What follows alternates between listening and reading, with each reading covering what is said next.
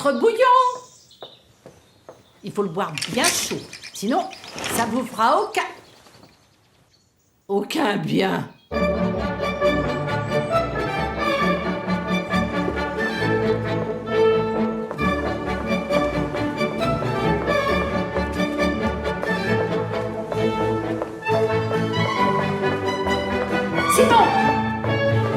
Simon, Mathieu!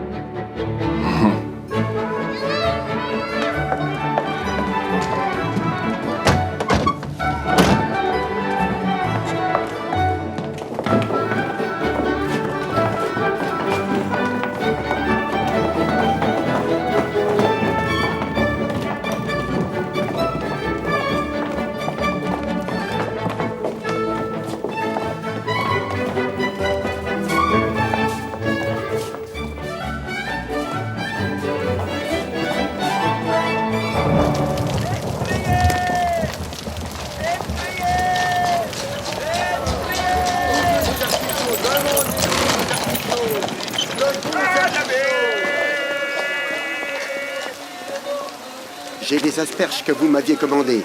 Elles sont très belles. Cueillies de ce matin.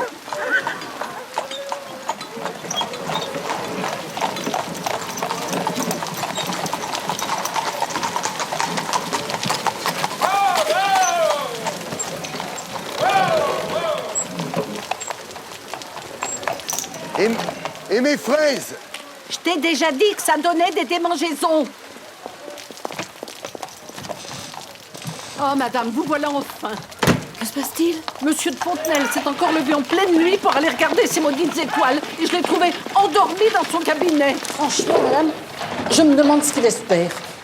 S'il croit que les habitants de la Lune vont lui faire signe de monter... Il vous a donc convaincu que la Lune était habitée? Non, pas la Lune, mais... Ah, attendez.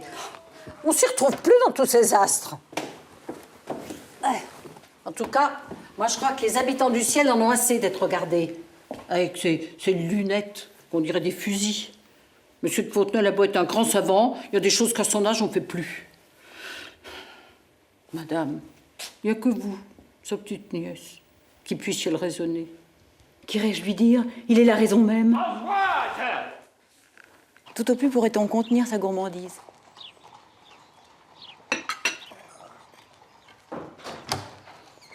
Ah, ma chère nièce. Ah, je vous souhaite le bonjour, mon oncle.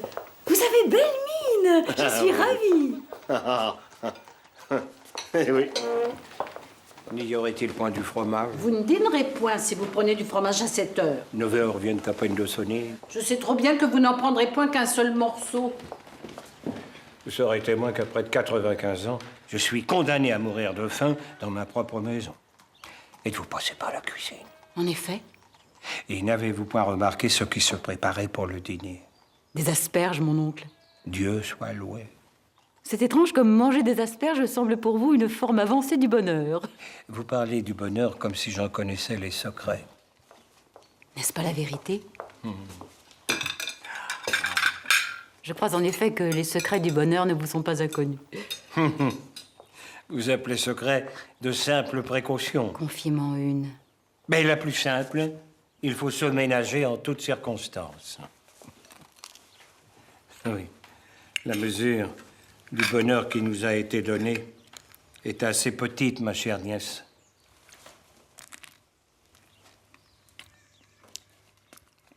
Il est donc prudent de ne rien perdre. Et était-ce dans vos précautions que de ne point vous marier? Veuillez m'excuser. Pertinente question. Dans les nœuds de l'hymen, à quoi bon m'engager? Je suis un, cela doit suffire. Si j'étais deux, mon état serait pire. C'est bien assez de moi pour me faire enrager. Votre science des épigrammes vous tire de toutes les situations. Il n'empêche que vous savez vous faire adorer des femmes. peut-être. Mais on les épouse, et puis on les connaît. Le mariage est chose naturelle, pourtant. Non, pardon. Je dis, l'idée a bien dû vous venir de vous marier. Quelquefois, oui, le matin.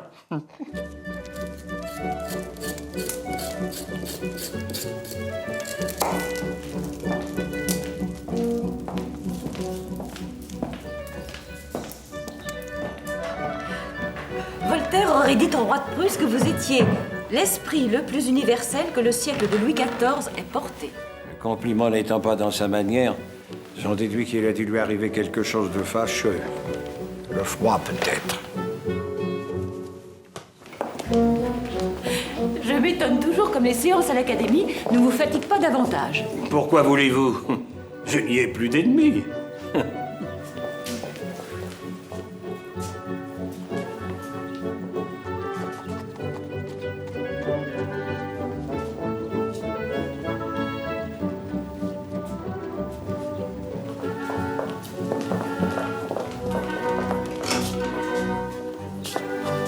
On dirait que vous avez oublié ce que messieurs Boileau et La Bruyère ont dit de désagréable sur vous. Ne faites pas offense à Racine de l'oublier parmi mes adversaires. Je leur ai pardonné et cela m'a fait beaucoup de bien. Non, aujourd'hui, je ne les blâme que d'être tous morts. Portez-vous toujours aussi aimablement, cher enfant.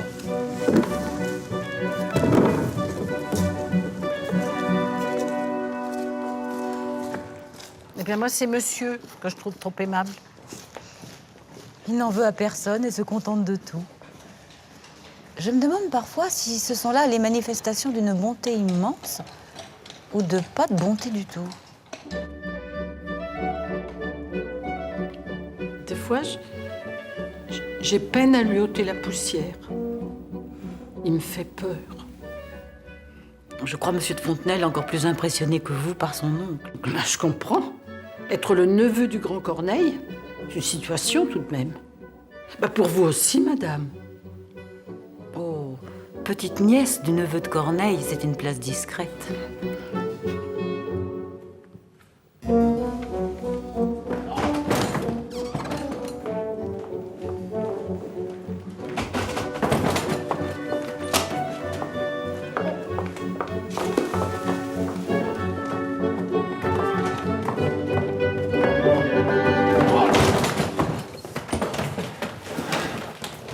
Qu'est-ce que vous faites? Monsieur en avait assez. Comment il en avait assez? Ah oui, il ne va plus le voir, ce coffre. 60 ans, à ce qui paraît. Mais il est plein. Ah ben, pour sûr, madame, qu'il est plein. On sent bien quand on le porte. C'est tout ce que monsieur a point voulu lire qui est là-dedans. Mais qu'est-ce que tu racontes, Simon? Ce sont les journaux de monsieur qui sont dans ce coffre. Ah ben, je dis point non. Je dis qu'il a jamais voulu les lire. Qui vous a raconté ces sornettes? C'est lui. Qui ça, lui? Monsieur de Fontenelle. C'est amusant, mais cela ne tient pas debout. Pourquoi ne les aurait-il pas lus? Monsieur aimerait pas qu'on répète ce qu'il nous a dit qu'à nous. Répète quand même, madame te le demande. Ben, il les a point lus parce qu'il se doutait qu'on disait pas du bien de lui là-dedans. Même qu'on l'attaquait.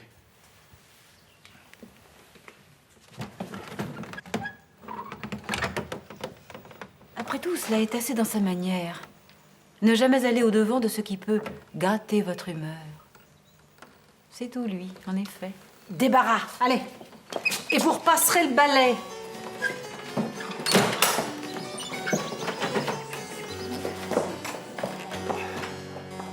Semplicetta tortorella che non vede il suo periglio per fuggire da crudo artiglio vola in grembo del cacciator, vola in grembo del cacciator.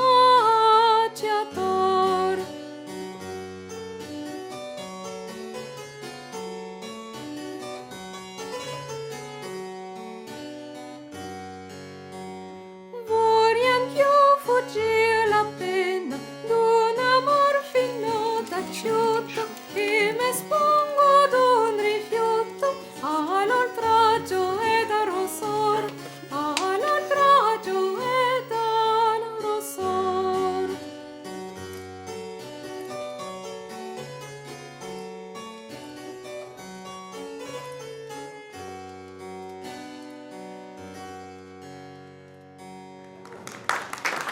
Bravo! Quelle voix! Merci, monsieur. Restez, c'était Non, magnifique. excusez-moi, ma je ne peux pas rester ici. Mi scusi. Vous l'avez effrayée. Mais non, c'est une petite sauvage, voilà tout. Qui était-ce? Nous vous attendions pour souper. Je ne dois plus souper. Et pourquoi donc?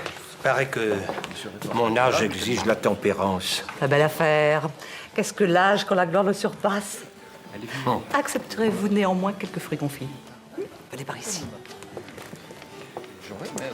Monsieur de Fontenelle vous a repéré comme étant les plus spirituels de l'Assemblée.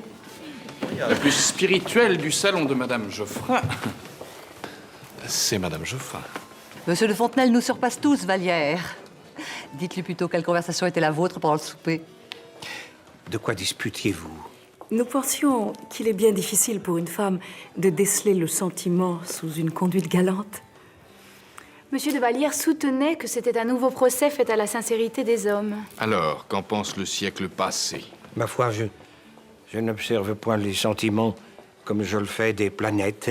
Vous n'avez pas à observer ce qui vous est simplement donné de ressentir. Certes, mais il est présomptueux d'avancer que j'ai déjà ressenti quoi que ce soit. Voilà 80 ans que j'ai relégué le sentiment dans mes poésies. Et vous appelez ça avoir vécu? Je crois avoir été empressé comme il convenait auprès des femmes. Mais l'amour, J'entends mal. je parlais de l'amour. Lui et moi sommes des choses incompatibles. On dit pourtant que votre roman préféré n'est autre que La Princesse de Clèves. Le style en est insurpassable. Il en est de plus vif. Hein. Il n'en est pas de plus simple, donc de plus grand, Mais la princesse, c'est une histoire d'amour. qui n'a pas lieu. Quelle sagesse. Puisque vous soutenez que les sentiments vous sont étrangers, je suppose que ce sont les idées qui ont vos faveurs. Pas davantage. Défendre des théories signifie riposter, se plaindre, accuser, soupçonner. J'aime trop mon repos. Et puis, pourquoi polémiquer? Tout est possible et tout le monde a raison. Allons, allons. Je sais certaines idées qui ne vous laissent pas indifférents.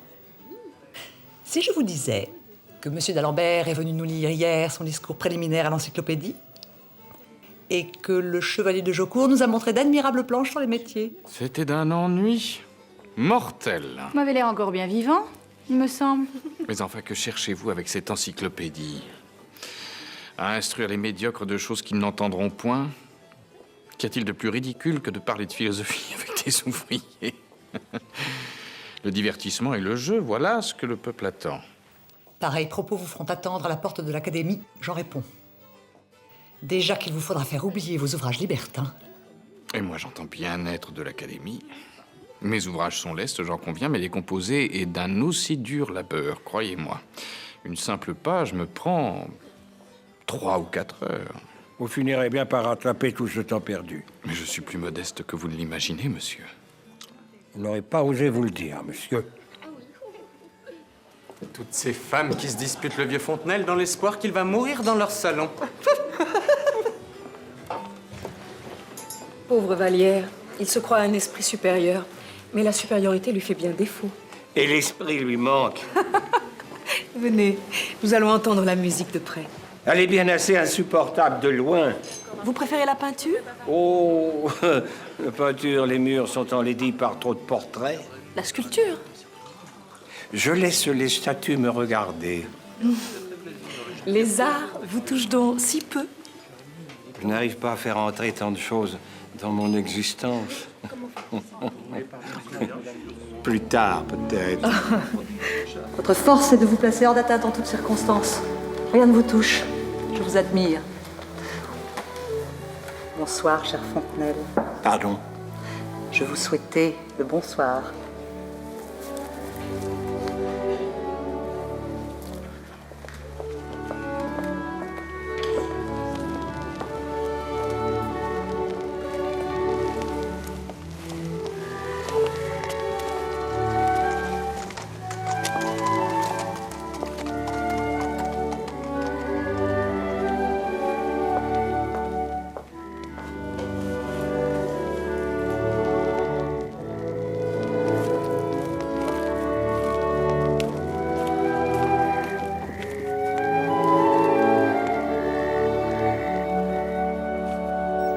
Regardez, monsieur de Fontenelle, il n'est pas de mots murmurés que vous ne saurez entendre, avec, on l'a souvent constaté, plus de précision encore que ceux qui entendent normalement. Cela provient de ce que le pavillon est fort large. Ne dirait-on pas comme une corne d'abondance, qui, au lieu de déverser ses fruits, engrangerait les sujets et les verbes par sa vaste embouchure pour vous les faire entendre? Voyons, monsieur, voulez-vous ajuster le cornet à votre oreille? La plus petite des extrémités s'y glisse tout naturellement. Allez-y. Ouais. Alors, comment m'entendez-vous, monsieur de Fontenelle? Trop fort. Ah oui, je suis confus, c'est parce que... C'est naturel quand on s'adresse à quelqu'un dont l'ouïe est défaillante. Alors?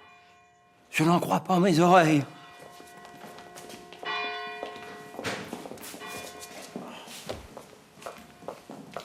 Qu'est-ce que c'est que ça? On nous a demandé de venir le chercher pour monsieur de Fontenelle. Et qui vous a demandé? Ajuster, enlever. Ajuster, enlever. Voilà, l'appareil n'est-il point trop lourd, monsieur?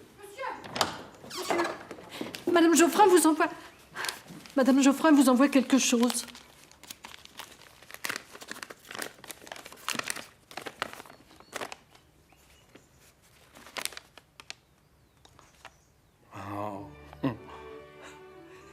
Je lis beaucoup mieux. Ce portrait de votre ami Lefrénois, j'ai pu l'acquérir sans trop d'embarras auprès de ce qui lui reste de famille.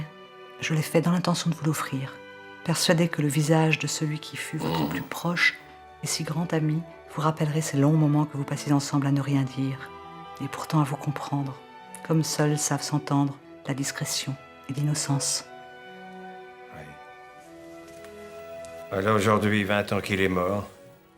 Je m'en vais sur le champ remercier Madame Geoffrin. Pourquoi ces moments que vous passiez à ne rien dire? Monsieur Lefrénois était si peu bavard. Le portrait respire la ressemblance. Regardez, on dirait qu'il va se taire.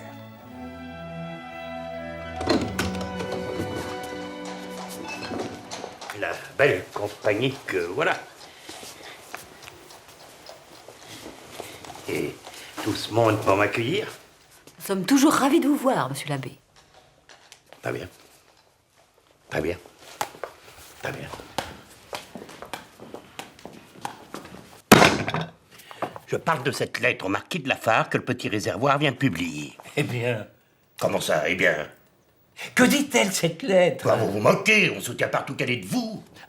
M'a-t-on vu l'écrire? Je le sens bien, moi, qu'elle est de votre plume. Parler avec une telle insolence n'appartient qu'à vous ou à Voltaire. Une lettre qui décrit l'embarras du Seigneur au moment de la résurrection désigne son auteur. M'en direz-vous le nom à la fin? Raillez, raillez. Je vois que sous couvert de montrer les choses de la science auxquelles les cœurs simples n'entendent rien, il est bien aisé d'y jeter le tauble. Qu'est-il besoin d'expliquer ce qui doit rester inexplicable? Vous faites parfois songer à quelques navigateurs dont les cales laisseraient passer l'eau, mais qui interdiraient qu'on écope. Oui, prenez garde. On dit que ce sont vos ouvrages qu'ont inventé Voltaire. Laissez dire. Car vous ne pouvez accepter que votre œuvre apporte caution à cet empire. Que me reprochez-vous? N'ai-je pas fait mes Pâques? Si fait, mais vous ne pouvez ignorer que Voltaire parle de Dieu comme s'il n'existait pas. Comme quoi? Quelle malice que de vouloir me faire répéter ces choses. Comme s'il n'existait pas. Voltaire ne nie pas. Il s'interroge. C'est votre histoire des oracles qui a fait le mal. Oh, jette pas dans mes oracles le spectacle de l'ignorance et de la sottise, exploité par la mauvaise foi. Certes, mais ce spectacle me semble promis à un grand avenir. Justement, des esprits faibles et impurs ont pu en déduire que Dieu n'existait que parce que nous voulions y croire. Mon ami, l'ignorance se démontre moins par les choses qui sont et dont la raison nous est inconnue que par celles qui ne sont point et dont nous trouvons la raison. Car non seulement nous ne possédons pas les principes qui mènent au vrai, mais nous en avons d'autres qui s'accommodent très bien avec le faux.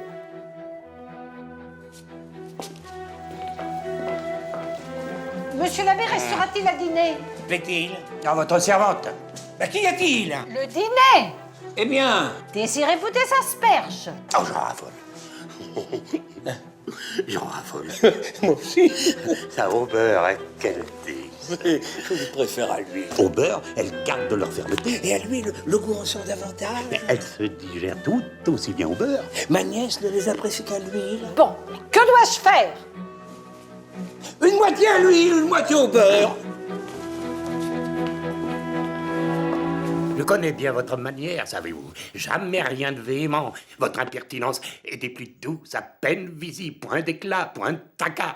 Ainsi se propagent les idées les plus terribles, les plus terribles. Je ne professe point d'idées. Je constate et je souris. C'est bien suffisant. Et vous vous mêlez tout sans en avoir l'air. Voilà la vérité. Raisonnement, c'est votre unique défense. Moi, je maintiens qu'il est mauvais de raisonner sans cesse, que c'est le moyen le plus insidieux de s'écarter peu à peu du chemin qui nous a été tracé. Par qui? Vous voyez, vous raisonnez encore. Ça, je me demande si toutes mes prières seront jamais suffisantes pour votre salut. Et si...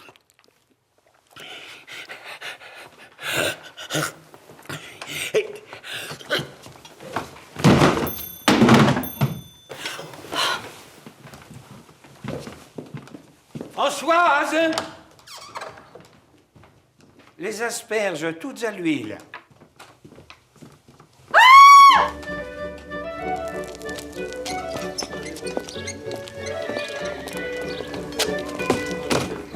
Non, non, déposez-moi à l'entrée du jardin.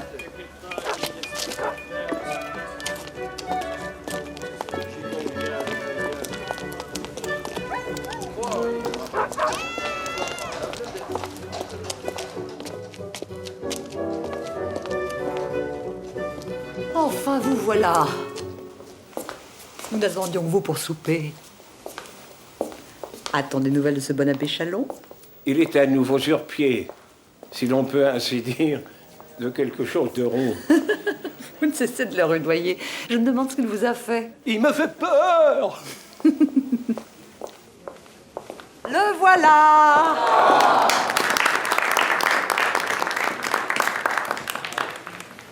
Cher Fontenelle, je ne crois pas vous avoir présenté Isabelle, la fille de ma sœur du comte Della Torre. Elle est arrivée de Florence la semaine passée. Ah, des asperges.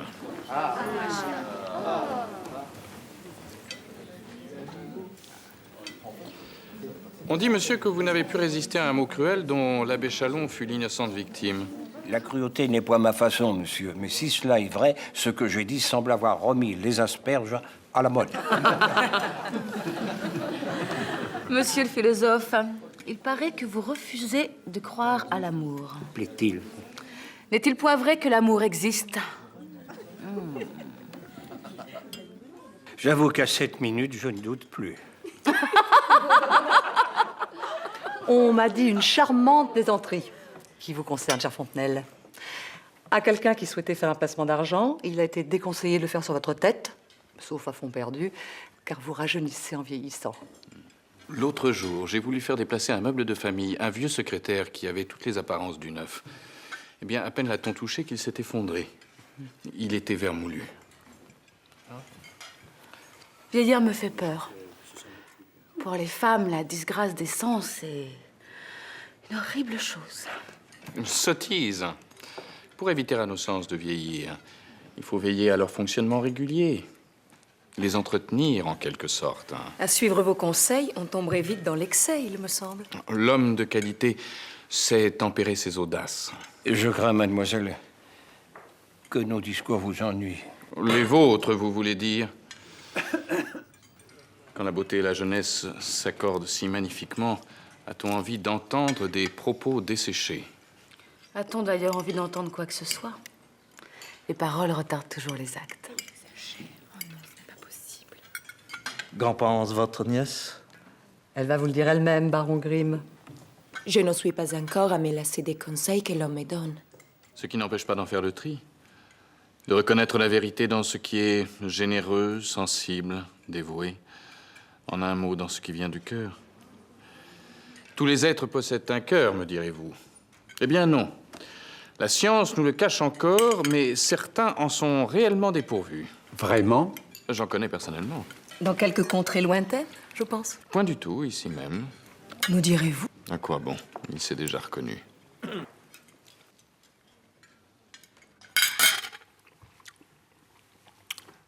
Je suis résolu à faire à l'Académie une communication sur l'intelligence de l'asperge, qui est un légume particulièrement savoureux, mais aussi commode à manger. En somme, fait pour nous plaire, mais avec une discrétion qui enchante. Il suffit d'ailleurs de savoir comment poussent les asperges. Elles passent la tête pour d'abord voir si elles ne dérangent pas. Et puis alors, se sachant attendues, elles viennent tout entières. Aucun autre légume ne possède cette élégance. À vrai dire, monsieur, ça n'est pas précisément sur l'Académie et les asperges qu'on vous attendait. Sur quoi d'autre? Eh bien, sur ce qu'affirme monsieur de Vallière, l'absence de cœur. Vous avez dû mal entendre. Comment cela?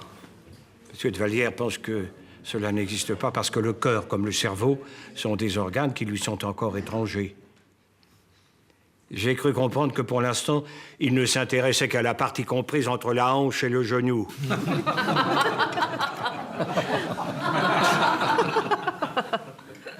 Bénissons l'esprit, monsieur, c'est lui qui vous tuera. Alors ne songez plus à l'Académie. Vous voilà déjà immortel.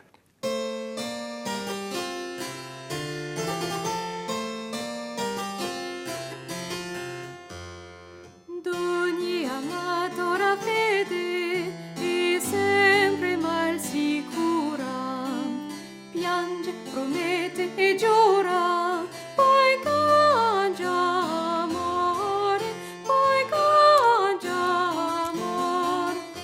Facile a dir che muore, facile ad ingannar.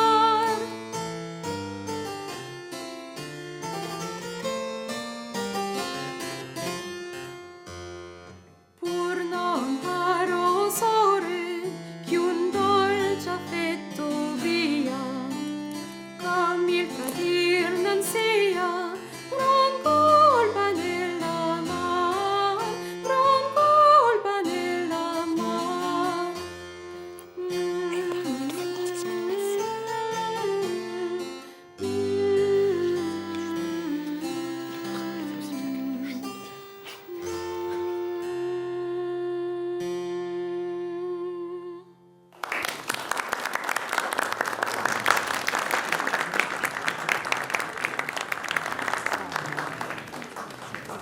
On dirait que la musique vous est soudainement supportable.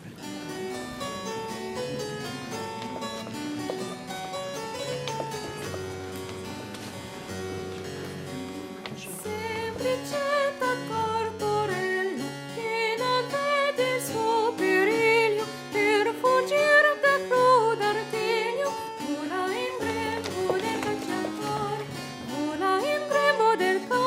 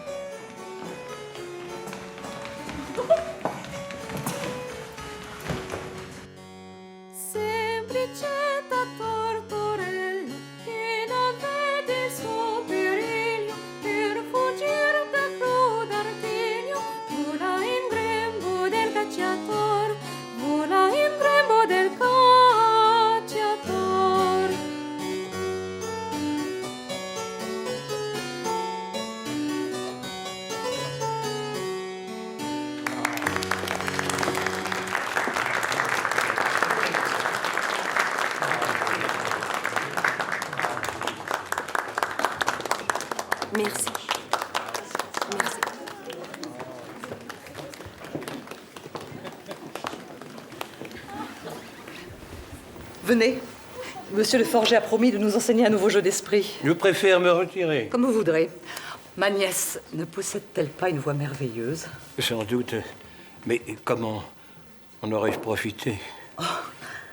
C'est à vous? Je ne vois pas l'utilité de m'encombrer du bien d'autrui. Je veux dire, vous en avez réellement besoin? Hélas, ma bonne amie, me voici parvenu à l'âge des accessoires.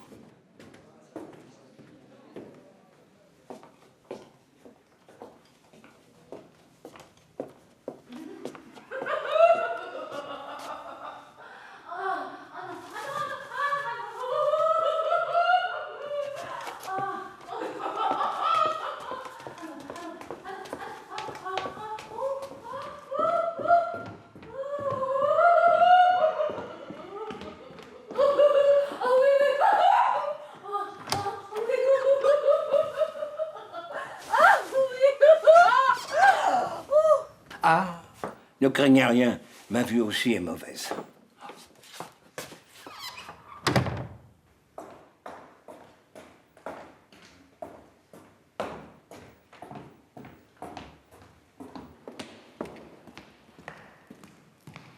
Monsieur.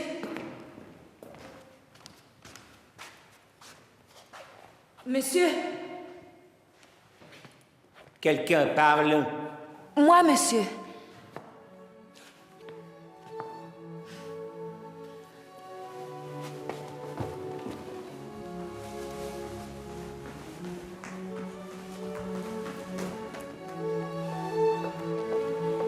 Votre esprit m'a charmé, monsieur. Je comprends que ma tante tient tant à votre présence. Avez-vous aimé les airs que je chantais? Votre voix et votre accent feraient aimer tous les airs du monde. Savez-vous que je connais vos entretiens sur la pluralité des mondes? Ils sont très célèbres en Italie. Quelle chance a eu cette marquise d'être instruite par vous. Des Mercure, des Vénus, des Jupiter. Mais je vous mets en retard. Bonsoir, monsieur.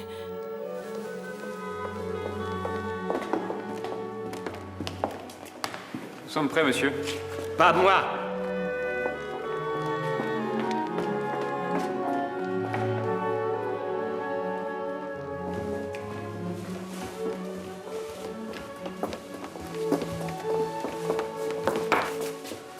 Je vous pardonne d'avoir interrompu mon chemin si vous acceptez que je me mette en travers du vôtre. Aurais-je droit à une leçon d'astronomie? J'aime les sciences, vous savez. J'imagine que vos soirées passées à instruire la marquise étaient pareilles à celle-ci.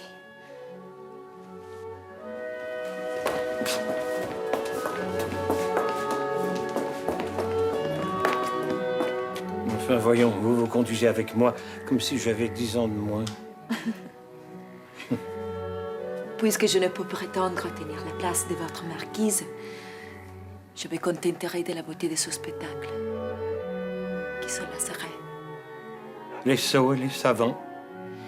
Je crois qu'un jour viendra où l'homme visitera les planètes. Vous avez raison. Il n'aura pas la sagesse d'y renoncer. Et il ne pourra s'empêcher d'y mettre de l'orgueil, comme toujours. Vous étiez moins pessimiste avec la marquise. Marquise. Imaginaire. Êtes-vous sérieux? Je voulais raconter simplement les principes qui régissent l'univers. Alors j'ai imaginé des conversations avec une marquise le soir, dans le parc d'un château. Je rêvais d'un ouvrage ni trop sec, ni trop léger. Mais il se peut bien qu'en cherchant un juste milieu qui convainc tout le monde, j'en ai trouvé un qui ne convienne à personne. Les justes milieux sont impossibles à tenir. On ne m'y prendra plus. C'est pourtant grâce à vous que les femmes prennent plaisir à la science. Beaucoup d'hommes ne vous le pardonneront jamais. Enfin, l'aveu que vous m'avez fait me dispense désormais de me montrer jalouse envers votre marquise. Je vous demande pardon. J'ai parlé de la jalousie. J'avoue ignorer ce que c'est. Je vous crois. Il n'y a que les femmes pour savoir.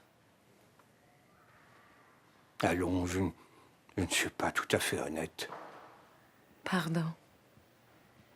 Cette marquise, je ne l'ai pas entièrement inventée. Je me suis inspiré d'une personne réelle. Qui? Une dame de ma province, auprès de laquelle beaucoup pensaient que j'étais assidu. L'étiez-vous? J'ai fait en sorte que mes manières fussent toujours honnêtes et obligeantes. Les jeunes gens n'entendent plus cela. Le seul intérêt des jeunes gens est de fuir les sentiments. Enfin, monsieur, fuir les sentiments?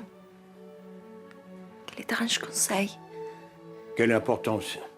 On reconnaît les bons conseils à ce qu'ils ne sont jamais suivis et les mauvais à ce que tout le monde s'est hâté de les précéder. Je ne vous ai que trop retardé, monsieur. Aurais-je prononcé quelques paroles pour vous déplaire? La nuit est fraîche, soudainement. Elle est fort douce, au contraire. Je porte de prendre froid.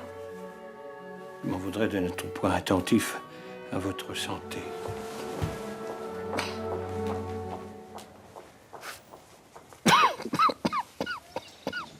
Le troisième acte commence par une scène entre la marquise et Dubois. Buvez. C'est brûlant. Vous vous souciez moins du chaud et du froid dans certaines maisons que je connais. Je dois écrire une lettre. Allez.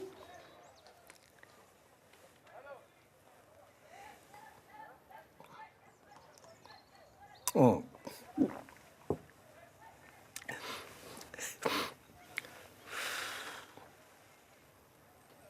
C'est chaud.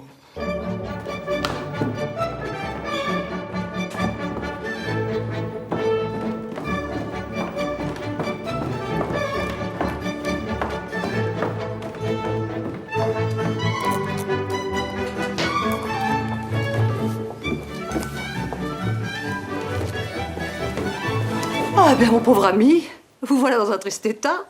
À cause de l'humidité de votre jardin. Ah. Que me dites-vous là? Que les faiblesses arrivent par où on ne les attend pas. Ma nièce m'a chargée de vous remettre cette lettre. Elle vous remercie d'être resté pour l'écouter chanter. Ah, je crois avoir bien agi en exigeant qu'Isabelle s'installe chez moi. Elle ne pouvait rester à Florence plus longtemps. Sa mère n'aurait jamais trouvé sur place remède à son mal. De quel mal souffre-t-elle donc? De quoi voulez-vous? L'amour, mon ami. L'amour. Isabelle a connu il y a peu le revers d'une passion qu'elle croyait partager. Elle a surpris celui qui lui avait juré sa flamme dans les bras d'une autre. Enfin, quand je dis dans les bras, j'espère que vous me comprenez. Ma sœur s'est alarmée, car la santé d'Isabelle donnait des signes d'inquiétude après cette pénible déconvenue. On ne saurait compter le nombre de fois où Isabelle a été surprise en larmes. Sans parler de ce jour pas si lointain où elle a voulu se jeter dans la rivière. Enfin, j'ai arraché ma nièce à son tourment et la voilà guérie. Je vous vois fatigué, cher Fontenelle. Vous dites? Ah oui. L'amour. Me pardonnerez-vous, monsieur, un comportement aussi ce qu'inexplicable, alors que vous me faisiez la faveur de votre immense savoir. Il me faudra bien du courage pour reparaître devant vous, alors même que je ne saurais me résigner à ne plus vous voir.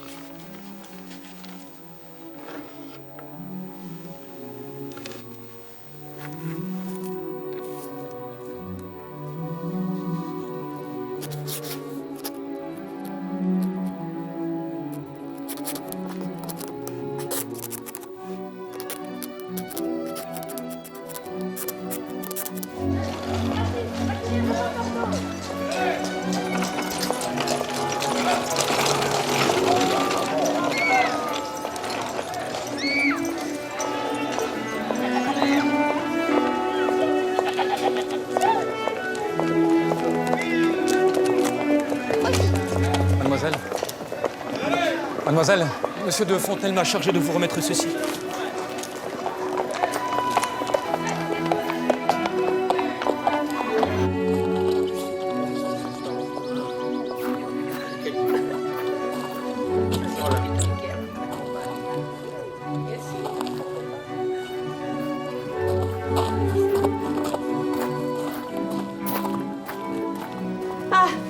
Monsieur de Fontenelle.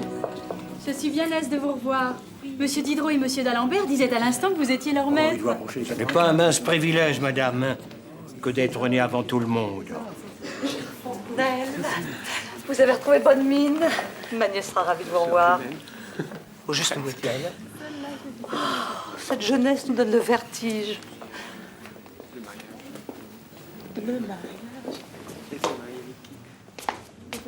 Qu'il me soit permis de saluer qu'il me soit permis de saluer l'esprit le plus libre et le plus avancé de notre temps. Monsieur d'Alembert, vous me faites trop d'honneur. Notre encyclopédie vous est 100 fois redevable. Vous verrez que mon âge finira par me rapporter.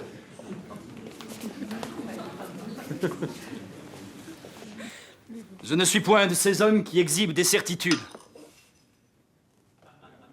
Mais je sais que c'est par la connaissance et le raisonnement que le monde sortira des ténèbres.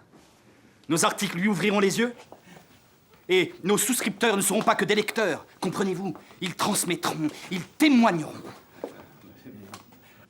Ah, Monsieur de Fontenelle. On me dit que vous ne ménagez point votre peine pour nous soutenir. Soyez-en 1000 fois remerciés. Ce premier volume de votre encyclopédie me ravit, Monsieur Diderot. C'est une vaste entreprise. Trop vaste, peut-être. En tout cas, elle vous apportera peu de satisfaction. Les hommes tels que vous sont faits pour les grandes aventures et la règle des 3D. J'ignore cette règle. Déconvenus, difficultés, découragement. Eh bien, j'en ajoute un 4e. Défi. Je veux le relever. Vous avez raison. Il était tombé assez bas ces derniers temps.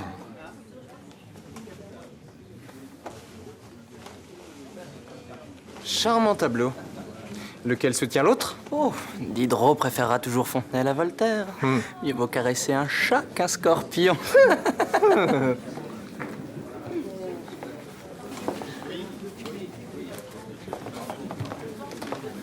Monsieur de Fontenelle! Vous me voyez confuse.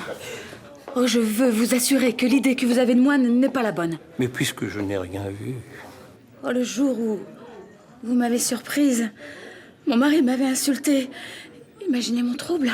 Comment le pourrais-je, madame? C'est parce qu'il m'avait infligé cet affront que je me suis vengée de lui. J'imagine que pareille vengeance vous coûte énormément. Personne n'est mort d'avoir été infidèle, n'est-ce pas? Certains même en vivent, madame. Mon mari m'a traité de catin. Pourtant, j'ai éprouvé de l'affection et de la tendresse pour tous les hommes qu'il m'a été donné de connaître. Dans ce cas, madame, ce n'est pas une insulte, c'est de la reconnaissance. Un peu de fraîcheur me ferait du bien.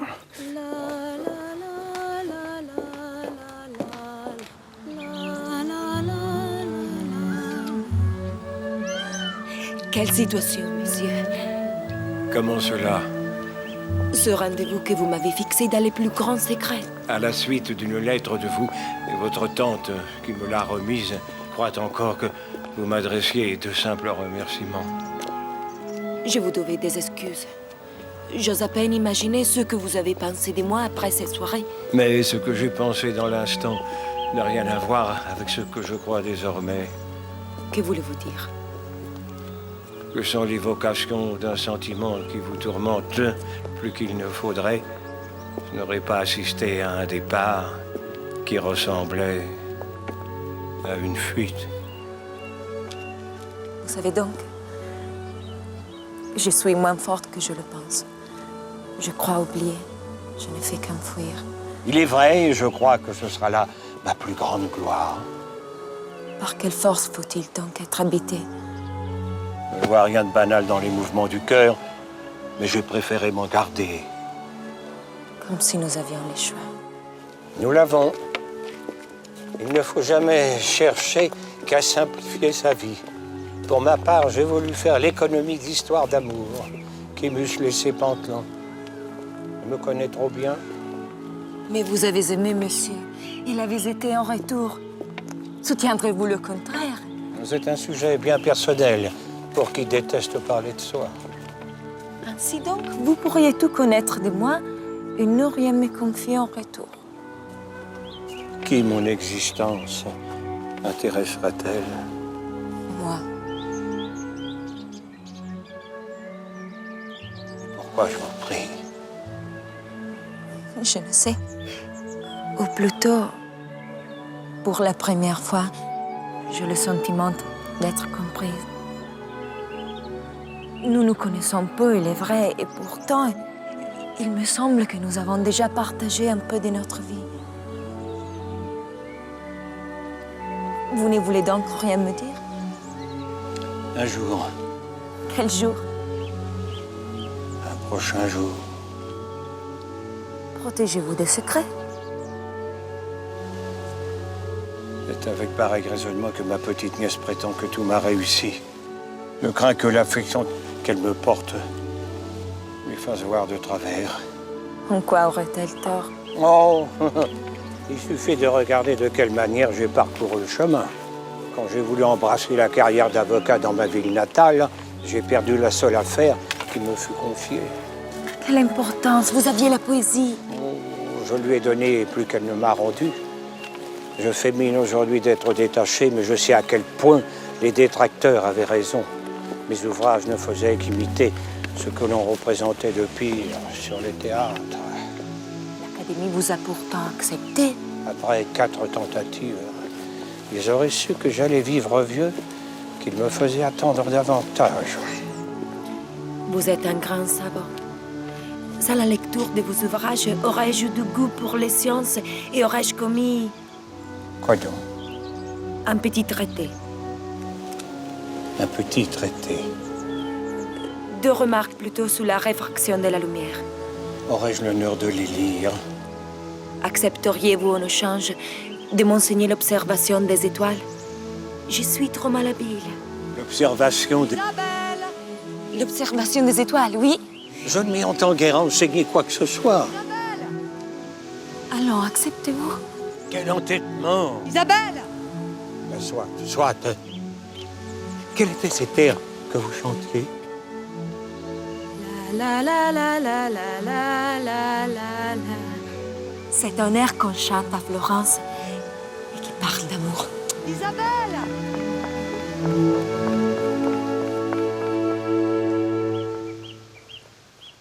Qui sait à quel instant de la succession des générations animales nous en sommes? Qui sait si ce bipède déformé, qui n'a que 4 pieds de hauteur, qu'on appelle encore un homme, et qui ne tarderait pas à perdre ce nom en se déformant un peu davantage, n'est pas l'image d'une espèce qui passe? Diderot est merveilleux. C'est grâce à des hommes comme lui que le monde va s'ouvrir. Le monde, vous rendez-vous compte? Qui puis-je? Nous allons découvrir tant de choses nouvelles. Comme j'ai hâte et comme j'ai envie. Mon fils, les envies sont inutiles quand on peut tout avoir. Qui sait si tout ne tend pas à se réduire à un grand sédiment inerte et immobile? Qui sait quelle sera la durée de cette inertie? Qui sait quelle race nouvelle peut résulter d'un amas aussi grand de points sensibles et vivants?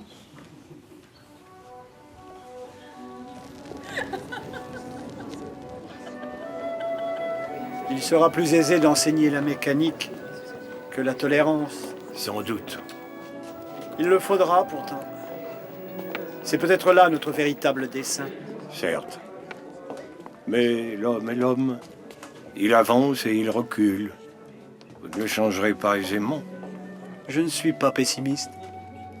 Des soirs comme celui-là, moi non plus.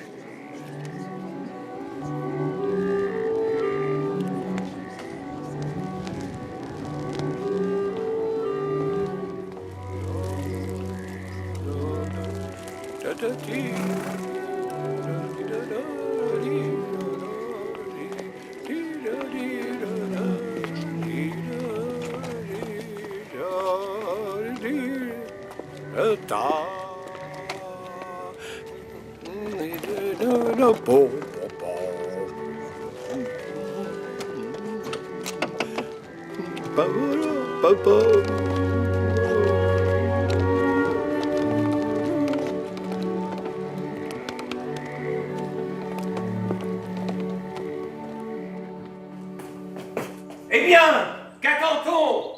Françoise? Il n'y a personne! Françoise! Qu'est-ce que vous avez à crier comme ça? D'abord, que faites-vous debout? Ben, il est bien temps, il me semble. 7 heures n'ont pas encore sonné. Oh, voilà, mais qu'ai-je besoin des cloches? Mon horloge à moi me dit qu'il est l'heure. L'heure de quoi? Mais...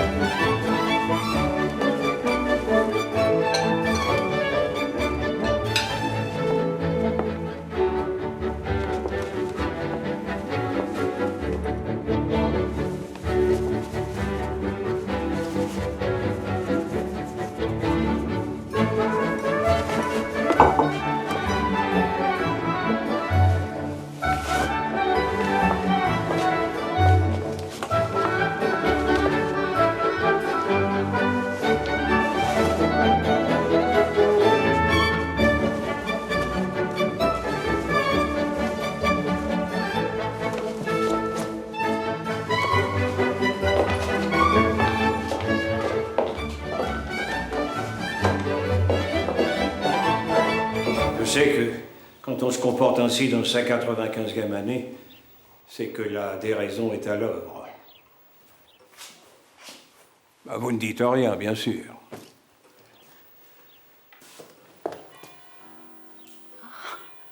Eh bien, mon oncle, que faites-vous là? J'attends. Vous attendez? Oui, une jeune personne qui doit me montrer certains traités qu'elle a commis. Et resterez-vous là jusqu'à son arrivée? À vrai dire, elle ne viendrait que plus tard. Mais je tenais à m'assurer que tout était en place. J'attends.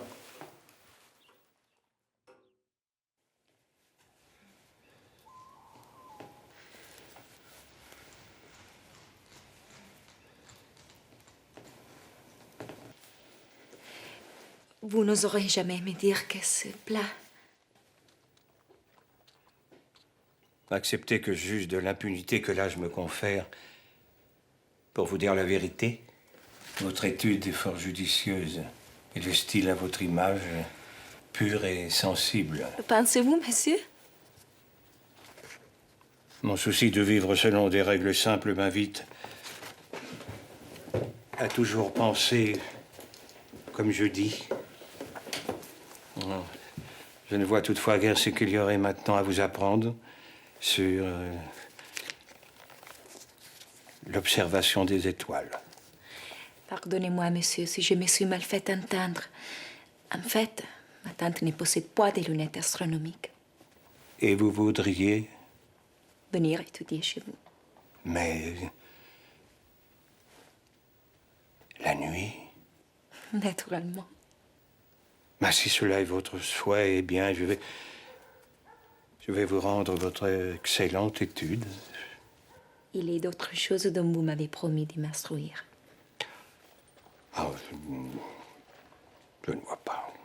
Comment avez-vous si vous détaché de l'amour? Allons, monsieur, souvenez-vous de votre promesse. Comprenez mon embarras. Qu'y est-il d'embarrassant? Rien. Eh bien, On se dévoile toujours trop. quel danger? Il ne faut pas raconter sa vie. Après, les gens vous demandent des comptes. Ils estiment que je la les regarde. Allons. Bien.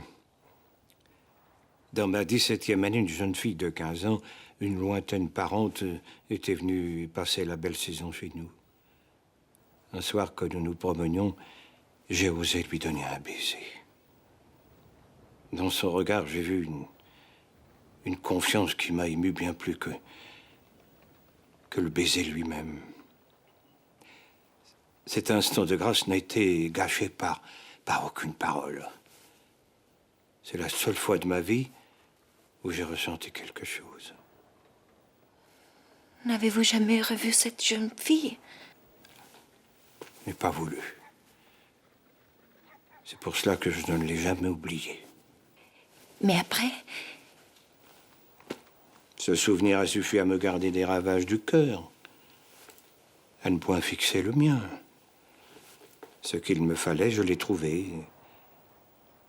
La sérénité de complicité aimable et bien vécue.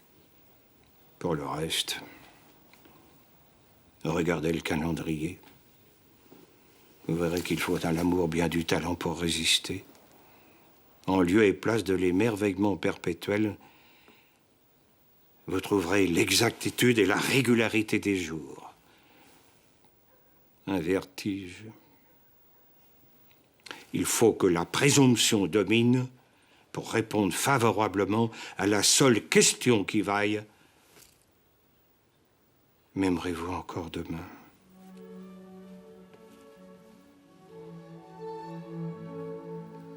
j'aimerais qu'il m'arrive quelque chose d'heureux. Pourquoi est-ce si difficile? Ça ne doit pourtant pas demander à Dieu un effort bien considérable. Qu'espérez-vous? Ce que vous avez refusé. Vous vous y êtes déjà brûlé. Mais comment une femme pourrait-elle voir autrement sa vie qu'accordée à celle de l'homme qui sera l'aimé? C'est en effet une croyance assez répandue, en dépit des dégâts qu'elle cause. Vous parlez comme un impie. Ne mêlez pas Dieu à cela. Le diable alors? C'est souvent son homme d'affaires. Pour ne pas vous déplaire, il faudrait donc renoncer. Le cœur ne doit point faillir. Souhaitez-vous cela pour moi? Ne cherchez-vous point de conseil? On ne se marie pas avec la solitude. N'est-ce pas préférable à un homme qui serait indigne de vous? Vous possédez assez d'intelligence pour être jamais seul. Vous pas envie de connaître cette chose exquise et rare qu'on nomme liberté et de jouir par là même de cette autre merveille qu'on appelle la paix. Je dois partir. Regardez, le soir est déjà tombé. En effet.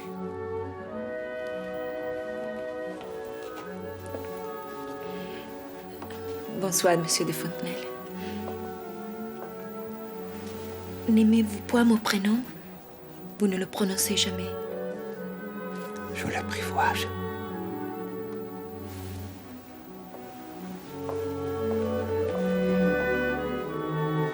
Je voudrais ne point me rappeler votre conseil, monsieur, mais peut-être est-il déjà trop tard.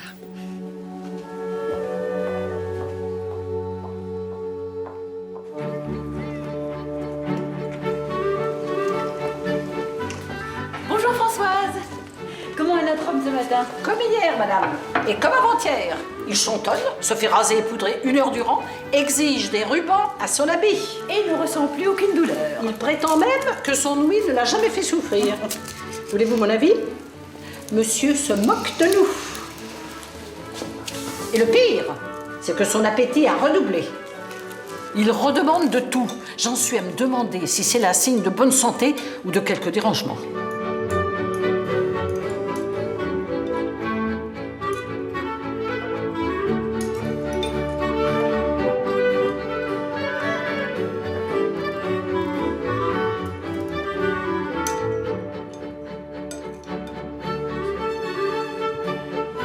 Et je ne saurais vous dire à quelle heure il se couche.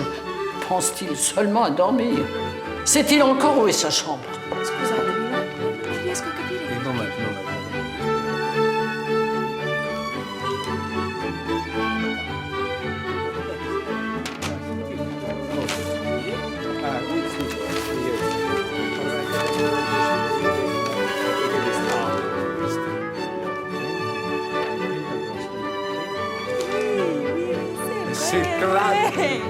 Je me demande s'il ne confond pas la nuit et le jour.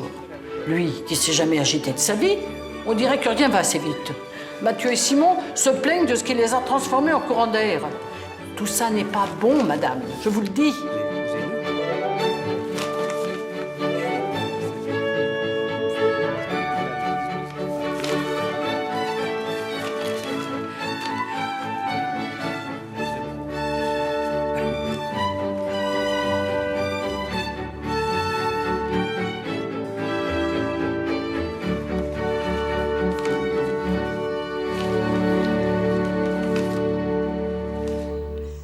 visite de la jeune Isabelle semble avoir sur vous un effet souverain, mon oncle.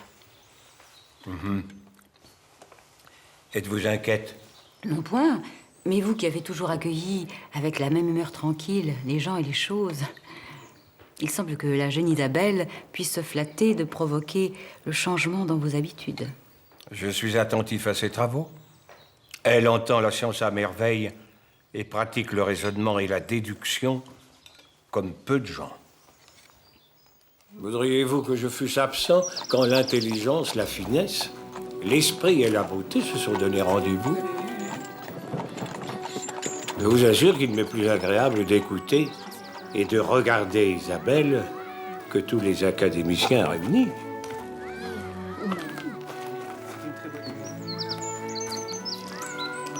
L'autre jour, chez la marquise de Villemain, une femme qui devait avoir dans les 40 ans se mit à nous observer comme si elle s'inquiétait qu'Isabelle fût si jeune ou que je fusse si vieux. Quelle tristesse que de se trouver entre deux âges. Vous avez changé, mon oncle. En bien? C'est comme... Pardonnez-moi, j'allais dire une sottise. Allez, allez. Eh bien, c'est comme si, soudainement, vous découvriez un cœur.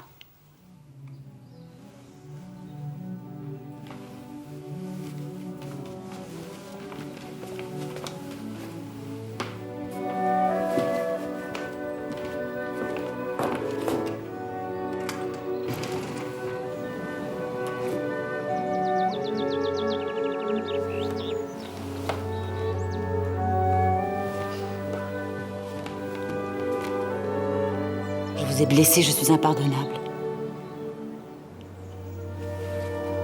Je suis confuse. Quelle étrange griserie, cet air frais. Il est possible que cela porte un nom? Ne le prononcez pas.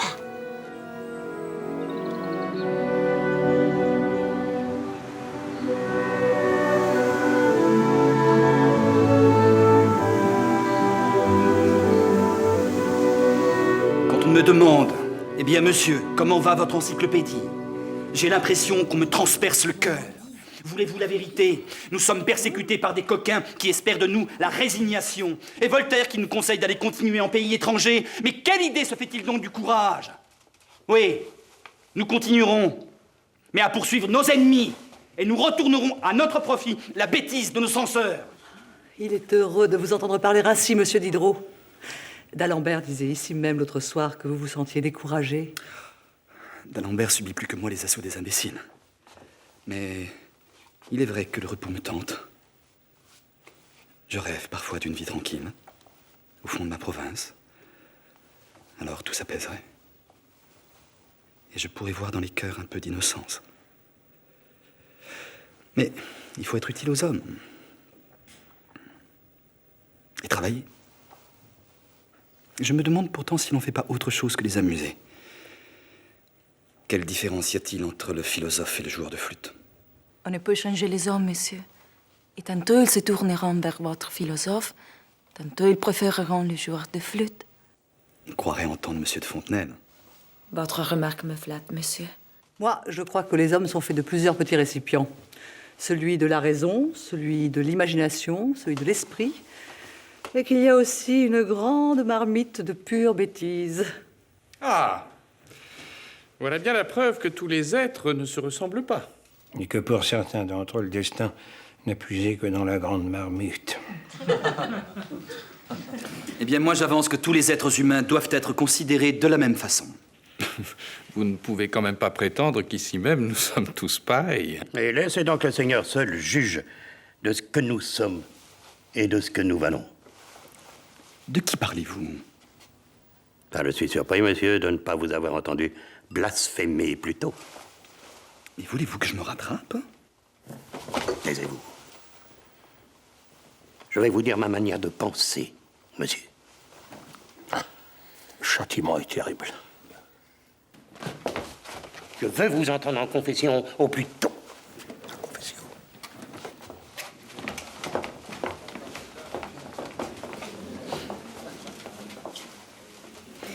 dit, mademoiselle, que vos travaux sont du plus grand intérêt. Monsieur de Fontenelle me prodigue des encouragements. Je voudrais y joindre les miens. Et voudrais tout autant que vous ne refusiez pas que je vous entende chanter. Je ne puis, monsieur. Il n'y a personne pour tenir le clavecin. Si? Moi?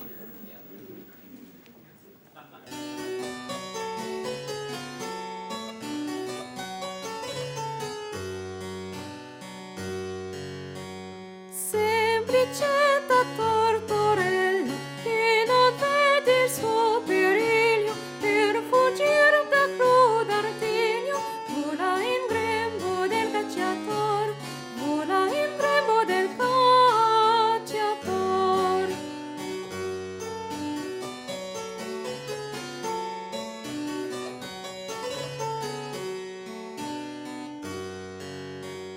Vorrei anch'io fuggire la pena d'un amor fino taciuto e mi espongo d'un rifiuto all'oltraggio ed al rossor, all'oltraggio ed al rossor.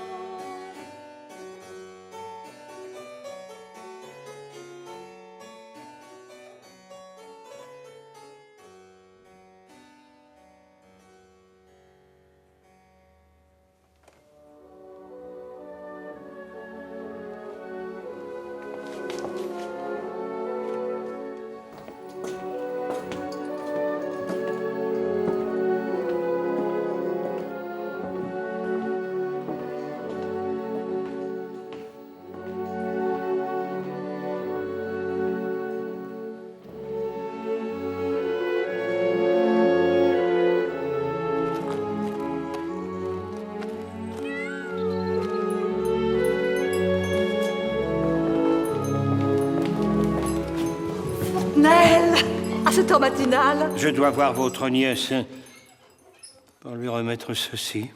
Elle est sortie. Mais pourquoi avez-vous pris vous-même la peine de... Où est-elle? Monsieur Diderot est venu la chercher. Voulez-vous me confier ce que vous avez là? Cela peut attendre. À tantôt.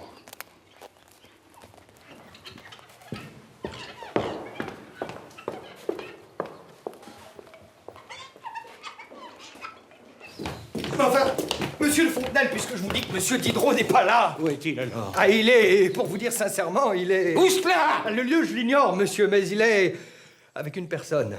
Et que font-ils? L'avez-vous vue, cette personne? Ah, celle-là, non, je ne l'ai pas encore vue. Enfin, vous avez bien une idée. Elle doit être jeune, non? Jeune et belle. Elles sont toutes jeunes et belles, monsieur. Je vais l'attendre.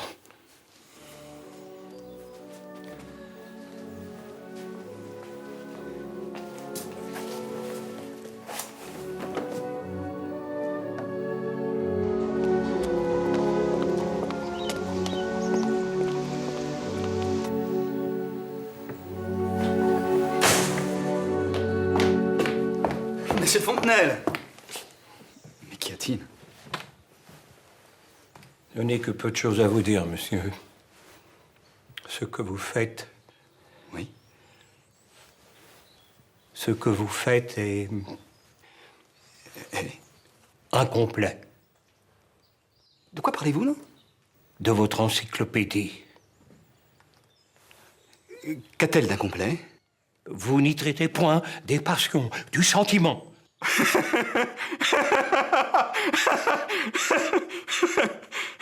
Qu'avez-vous à rire? C'est vous, monsieur de Fontenelle, qui parlez de sentiments. Ah, et puis faites comme vous voulez. Cela m'apprendra à donner des conseils. Eh bien, une colère du paisible Fontenelle, l'événement est unique. C'est un honneur. J'envie vos emportements. J'aimerais vous ressembler. Permettez que je vous renvoie le compliment, mais vous n'êtes pas sérieux. Qu'est-ce donc que je possède qui vous manquerait?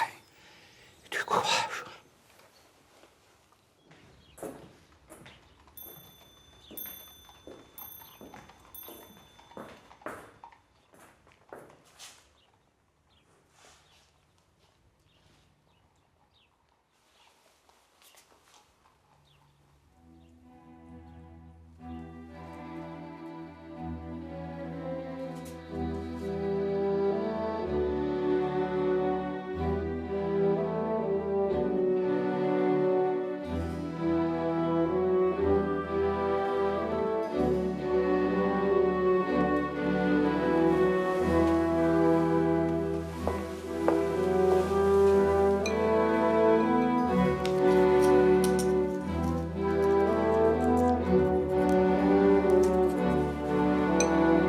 Qu'avez-vous? Rien. Vous semblez vous ennuyer? Point du tout. Je crois que j'abuse de votre bonté. Ces nuits de veille ne sont que d'un peu d'intérêt pour un savant comme vous. Vous ne dites rien? Que pense Monsieur Diderot de vos observations? Ma tante vous a dit. Il m'a fait l'honneur de trouver de l'intérêt à ce que je fais.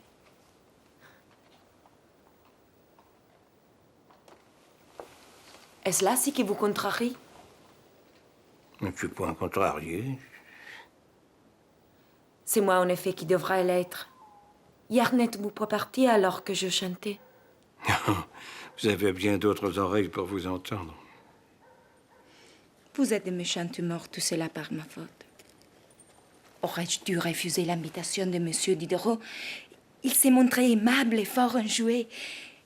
Je n'en doute point. Reprenez vos observations.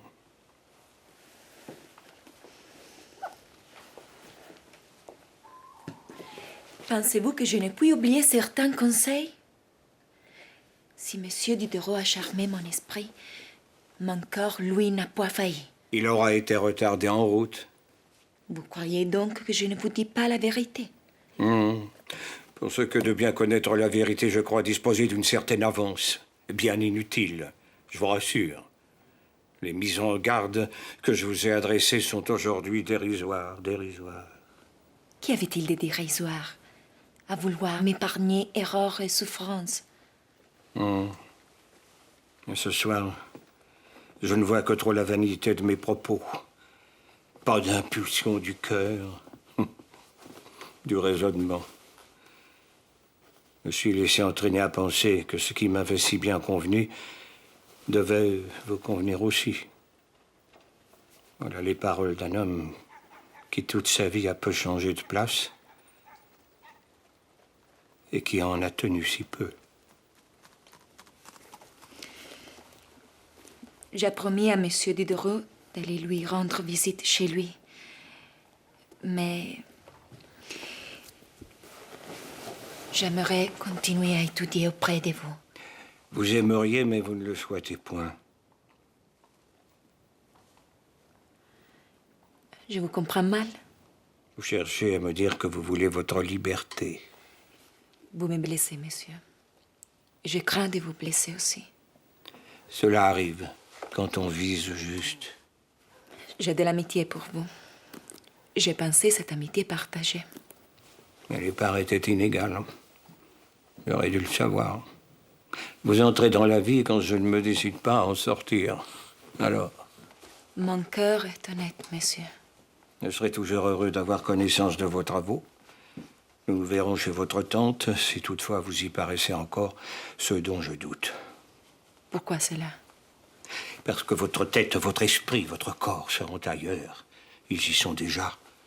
On ne peut pas changer les hommes. Vous-même l'avez reconnu. Il est si pénible de dire adieu.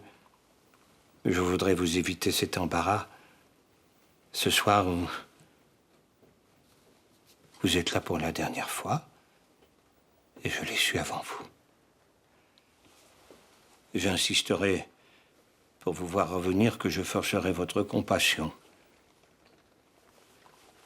Ce serait me renier.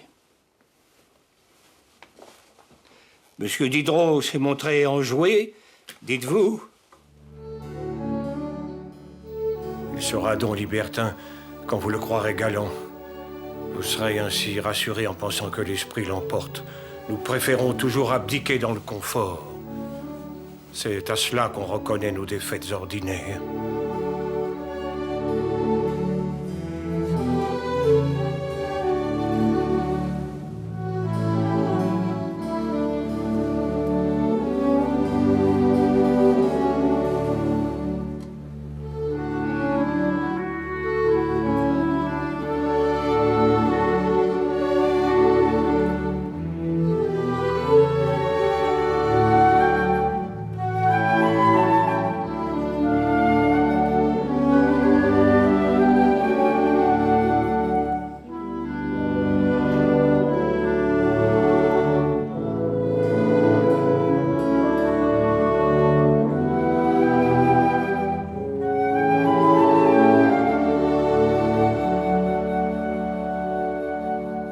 Monsieur de la Motte est philosophe profond. Philosopher, c'est rendre à la raison toute sa dignité. Il serait plus agréable de vous entendre lire La princesse de Clèves. Mais vous connaissez ce roman par cœur. Le mot est juste. Madame Geoffrin vous rend visite. Bonjour, ma bonne amie. Que se passe-t-il? Je vais vous expliquer. Votre avis me sera précieux. C'est au sujet d'Isabelle. Depuis 1 an, à peine l'ai-je vue sortir au matin de la maison et rentrer fort tard. Je sens bien tous les reproches qui peuvent m'être faits. Je ne me suis point alarmée, sachant comme elle se passionne pour les sciences. Mais je connais aujourd'hui les raisons de sa conduite. Eh bien? Monsieur Diderot a fait se rencontrer ma nièce et l'un de ses libraires. Ce jeune homme est l'un de ceux qui continuent à soutenir l'encyclopédie, mais il part s'installer en Flandre, à Lille, et il a demandé Isabelle en mariage. Je ne sais que faire, mon bon ami, vous qui lui fûtes si précieux, qui l'avez aidé à sortir de son tourment par l'étude de la philosophie. Vous devez me conseiller. Lille, très belle ville.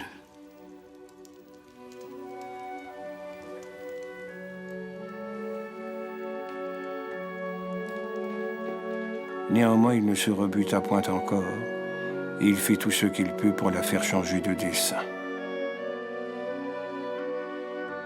Des années entières s'étant passées, le temps et l'absence ralentirent sa douleur et éteignirent sa passion. Madame de Clèves vécut d'une sorte qui ne laissa pas d'apparence qu'elle pût un jour revenir.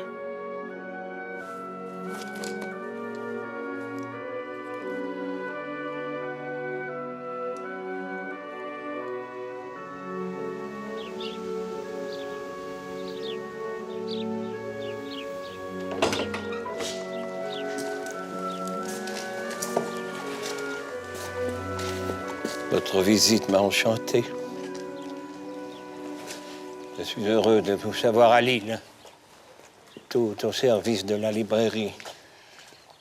Je sais ce que je vous dois, monsieur. Et je chercherai toujours de quelle façon vous exprimer ma reconnaissance. Je n'aurai plus à chercher longtemps, je pense. Que voulez-vous dire? Mon âge a fini par me rattraper. Vous vous portez à merveille. J'étais venue dans l'espoir que vous me pardonneriez. Je n'ai point remarqué d'offense. J'eusse préféré vous entendre dire que je m'étais montrée ingrate. Nous ne sommes pas assez parfaits pour être toujours affligés. Travaillez-vous en ce moment? J'étudie notre langue française, sujet inépuisable.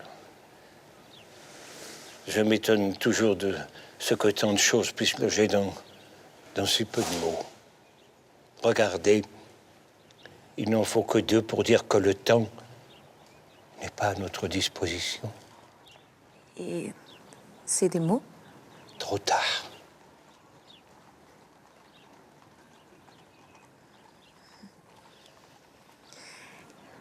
Au revoir, monsieur.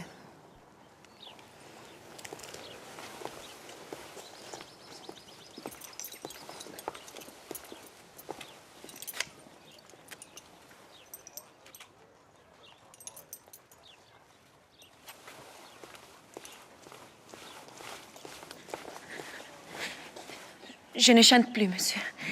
Et pourtant, chaque fois que j'aimerais le faire, je pense à vous.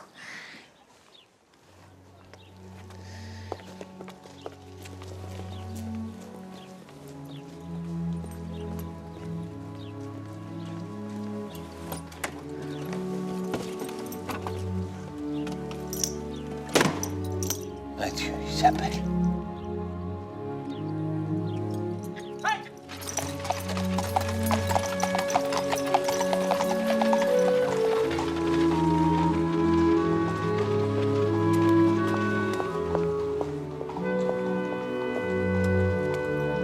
Rentrez. Il fait encore frais.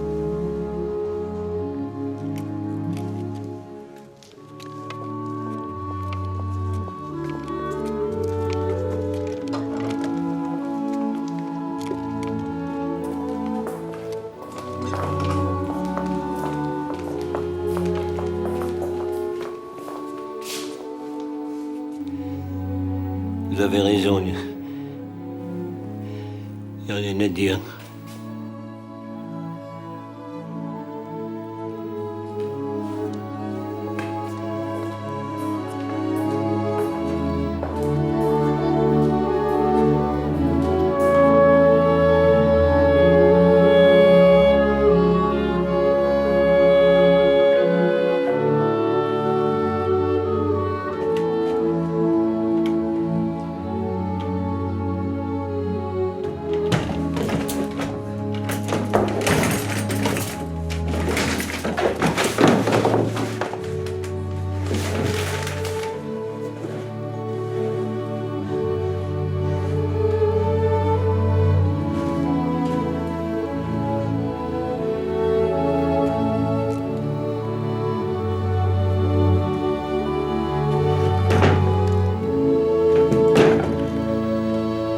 Ah, vous vous remettez. Vous êtes toujours remis de tout. C'est bien la preuve que la clémence divine est infinie. Tenez, l'autre jour, je visitais Madame Grimaud. Savez-vous qu'elle a passé les 100 ans? Et comme dit-elle, Monsieur l'abbé, je crois que la Providence m'a oublié. Que peut-on répondre à cela?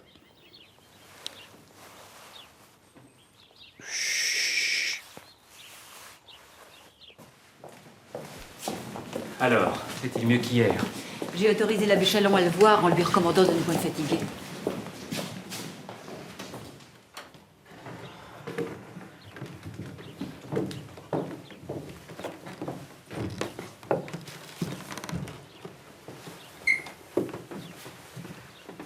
Mes respects, monsieur de Fontenelle.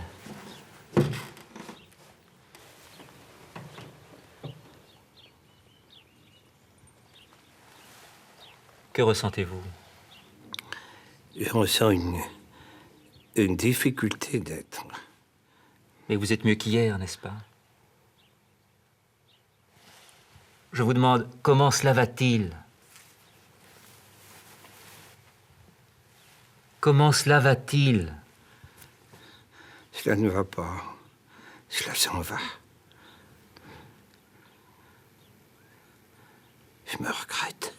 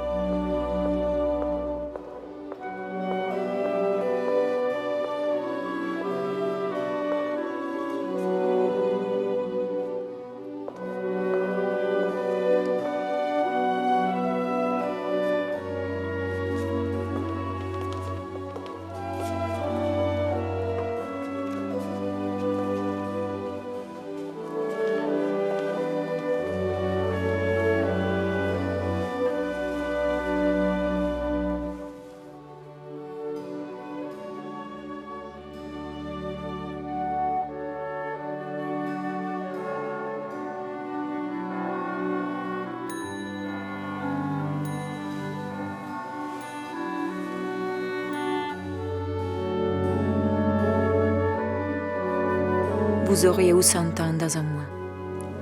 Je vous aurais écrit cette lettre, malgré que je me blesse au souvenir d'un temps que je ne savais pas si heureux. J'entends dire de vous, il était le meilleur des amis, mais il se livrait peu. Qui pouvait comprendre qu'un vœu très cher vous habitait, si éloigné de ce que vous vouliez paraître. Et si je pense à vous, c'est que me vient enfin la force de dire votre secrète espérance, que quelqu'un, un jour, entende battre un cœur oublié.